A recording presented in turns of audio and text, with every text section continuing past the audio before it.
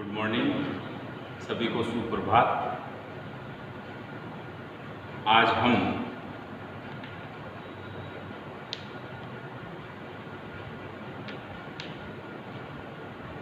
भू धातु की रूप सिद्धि के लिए कुछ पूर्व में आए हुए सूत्रों का अध्ययन करेंगे। पूर्व से मतलब है जो पिछली कक्षाओं में आपने अध्ययन कर चुके हैं, लेकिन उन सूत्रों की उपयोगिता अभी भी हमें महसूस होगी। इसलिए हम संज्ञा प्रकरण के कुछ महत्वपूर्ण सूत्र आपको यहाँ शामपट पर दर्शाएंगे। पहला सूत्र है हलंतम।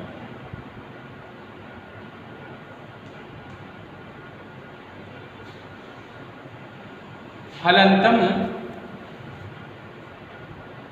हल प्रत्याहार है। इसके अंतर्गत सभी व्यंजन वर्ण आ जाते हैं। अंत्य का अर्थ है अंत में होने वाला। उपदेश में वर्तमान अंत्य व्यंजन इत्संज्ञक होता है। तात्पर्य यह है कि उपदेश के अंत में होने वाला व्यंजन इत कहलाता है। इत का मतलब होता है जो वर्ण होता है इत्संज्ञक आधा अक्षर जिसमें स्वर की स्थिति नहीं होती है, वो अर्ध अक्षर को चिन्हित करने के लिए हमें इत संज्ञा, इत का चिन्ह हमें लगाना होगा। दूसरा महत्वपूर्ण सूत्र है तस्य लोपः।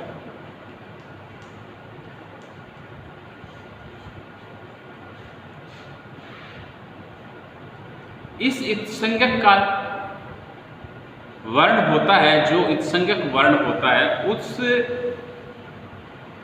वर्ण की जो इत्संज्ञा होती है उस वर्ण का तस्य लोप सूत्र लोप कर देता है। इसलिए इस सूत्र का उपयोग किया जाता है, तस्य लोप। फिर अगला जो सूत्र है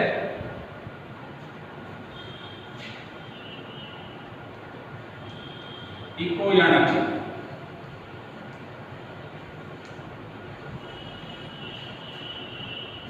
इको याणच अर्थात इक के स्थान पर यण आदेश होता है। इक प्रत्याहार है और यण भी प्रत्याहार है। इक में क्या होता है? ई, उ, री और री। इक को यण हो जाता है अर्थात य, व, र और ल। ये इको यंजी सूत्र की परिभाषा है। अर्थात इक को यण हो जाता है ई, उ, री, ई को य, उ को व, री को र और री को ल।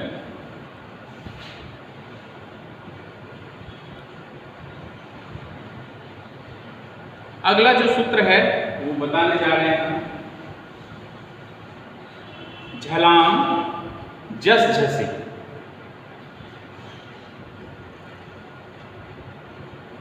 झलाम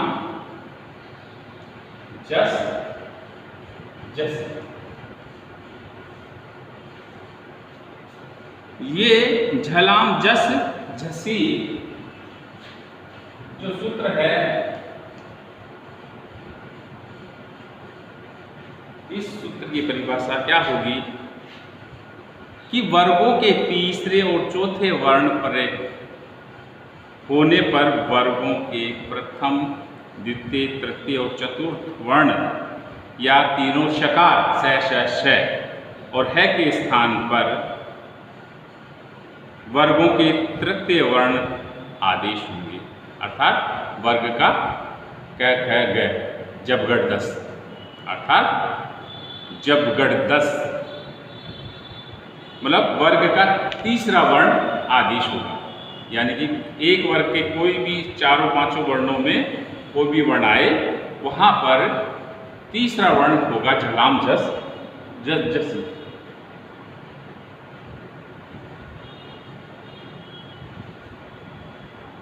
अगला सूत्र है संयोगांतस्य लोप।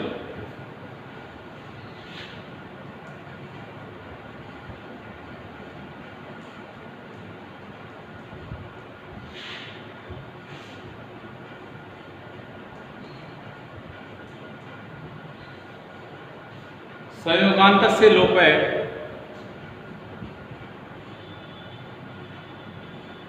अर्थात संयोगांत का लोप होता है।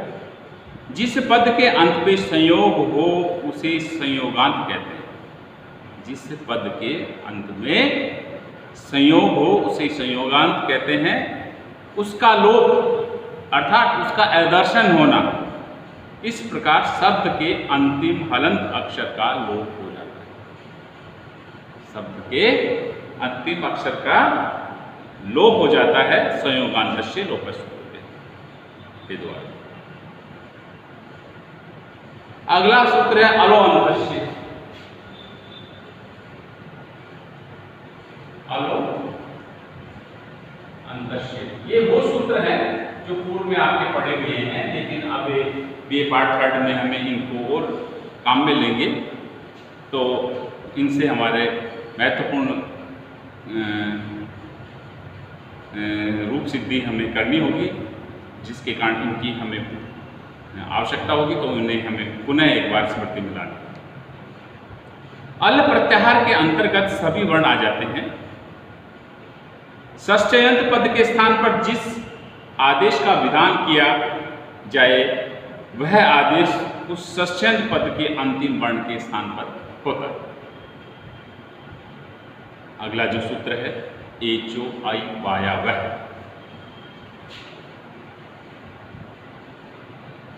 एचो आई वाया, ये जो सूत्र है, इस सूत्र में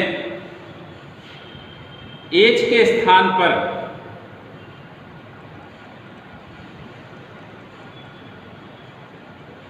आई, औ, आय और आव आदेश हो। एच के स्थान पर आई, औ, आय और आव आदेश होते हैं। अतः संहिता का विषय में अच परे होने पर ए, ओ, आई, औ के स्थान पर ए, ओ, ए, ओ,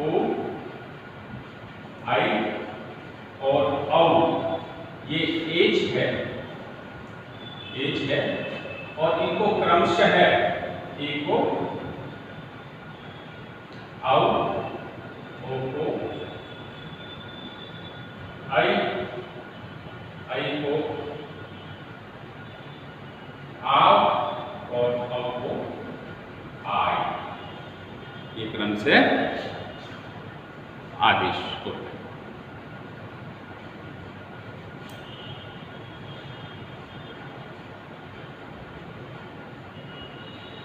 अब हमें अगले सूत्र की ओर ध्यान आकर्षित करना है। वह जो सूत्र है यथा संख्यम अनुदेशे समानम।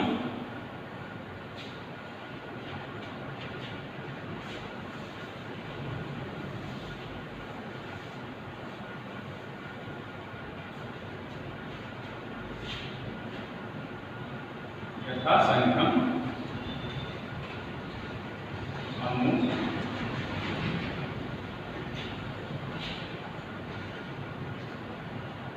अनुदेशम समानम।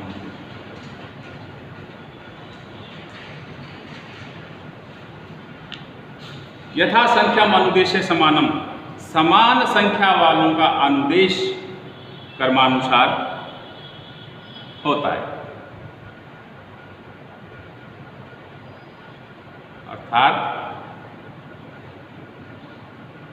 इस सूत्र में आए अनुदेश पद का अर्थ है पीछे कहा जाने वाला, अर्थात विषय, विधेय।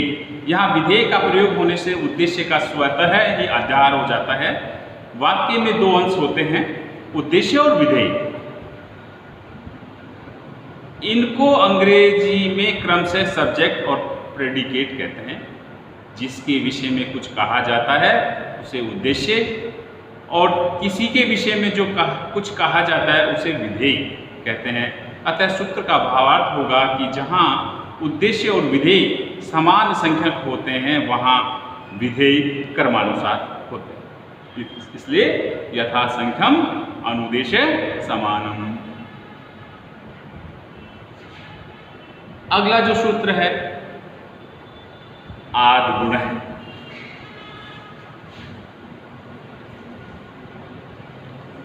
आद गुण है इस सूत्र के द्वारा, जो कि आपका पूर्व में पढ़ा हुआ है, अवर्ण के पश्चात गुण आदेश होता है। अवर्ण के पश्चात गुण आदेश होता है। ए, ए, ओ को गुण कहते हैं।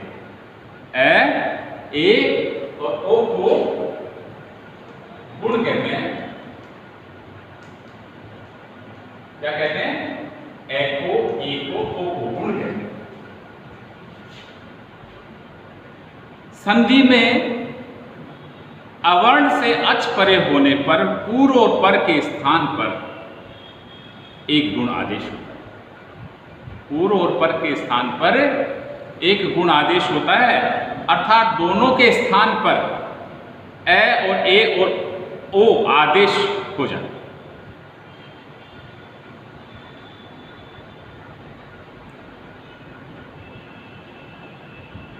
अब हम अग्रिम जो सूत्र है, उपदेशे अज अनुनासिक इत।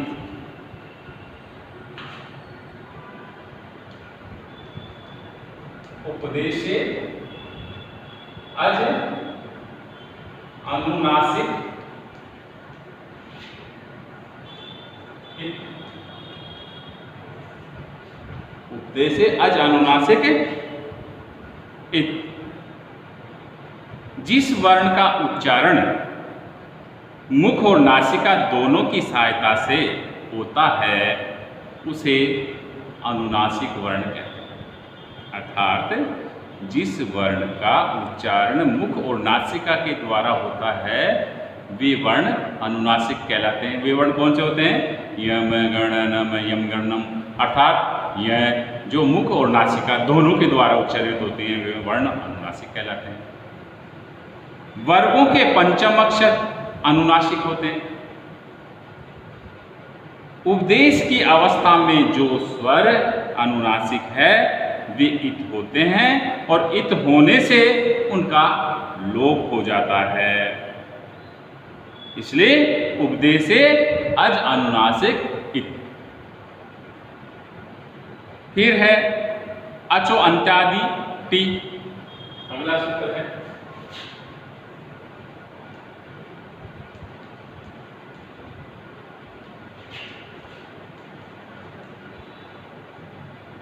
अचो अंत्यादि टी। ये जो सूत्र है इसमें अच कहते हैं स्वर वर्णों।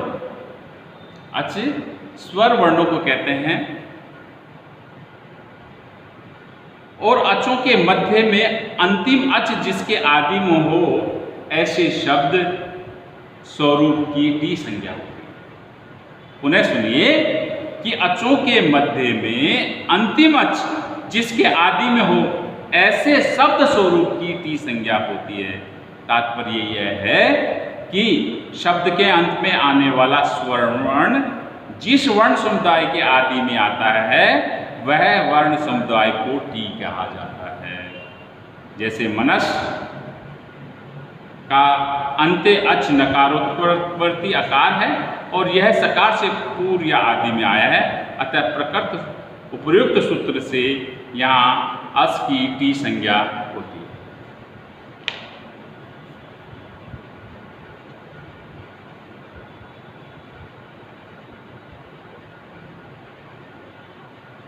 झरो झरी सवर्ण। झरो झरी सवर्ण। झरो झरी सवर्ण जो सूत्र है, इस सूत्र के अनुसार कि झर प्रत्याहार में वर्गों के प्रथम, द्वितीय, तृतीय और चतुर्थ वर्ण तथा तीनों सकार श आते हैं और जिन वर्णों के कंठ आदि उच्चारण स्थान और आभ्यंतर यत्न दोनों ही समान होते हैं, वे एक दूसरे को स्वर्ण कहलाते हैं। अतः इस सूत्र का भावार्थ या अर्थ यह है कि स्वर्ण झल परे होने पर हल यानी कि व्यंजन वर्ण के पश्चात झर का विकल्प से लोप हो जाता है, अर्थात विकल्प से लोप हो जाता है। अब आपको पूर्व सूत्रों का ज्ञान, इनको अच्छे से एक बार पुनरावृत्ति कर लेना, जिससे कि हम BA पार्ट 3rd ईयर की जब रूप सिद्धि करें तो इन सूत्रों के विषय में हमें किसी प्रकार का शंका और संदेह नहीं होना चाहिए। इन सूत्रों को भी अधिगम रखना चाहिए, इन सूत्रों के भी भावार्थ को ध्यान में रखना है, तभी हम संस्कृत की व्याकरण की रूप सिद्धि कर पाते हैं। अन्यथा हम बहुत पिछड़ जाते हैं, हमें आगे की स्टेज का पता नहीं चल पाता है। अतः आज के लिए इतना ही पर्याप्त है। धन्यवाद।